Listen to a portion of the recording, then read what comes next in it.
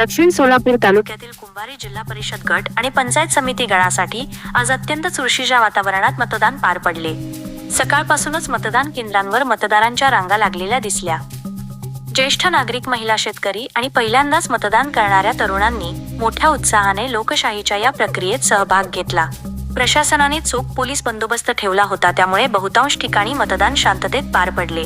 काही ठिकाणी किरकोळ बाचाबाचीच्या घटना वगळता कोणताही मोठा अनुचित प्रकार घडला नाही। मतदानाची वेळ संपताच कुंभारी परिसरातील राजकीय वातावरण चांगलेच तापलेले पाहायला मिळाले। तिरंगी लढतीतील तिन्ही प्रमुख पक्षांचे कार्यकर्ते रस्त्यावर उतरून आपापल्या उमेदवारांच्या विजयाच्या जोरदार घोषणाबाजी करताना दिसले। प्रत्येक गट आपलाच उमेदवार विजयी होईल असा दावा करत आहे। प्राथमिक आकडेवारीनुसार कुंभारी गटात एकूण 9,438 मतं पडली आहेत।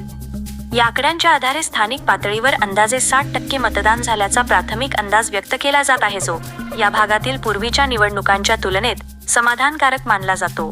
ही निवडणूक केवळ राजकीय नसून विकासाची कसोटी मानली जात आहे।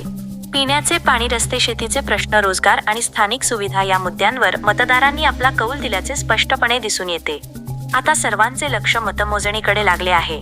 या तिरंगी लढतीत कोण बाजी मारणार, कोण कुंभारीवर आपली सत्ता प्रस्थापित करणार, याचे उत्तर निकालानंतरच मिळणार आहे। तोपर्यंत कुंभारीकरांची उत्सुकता शिगेला पोचली आहे।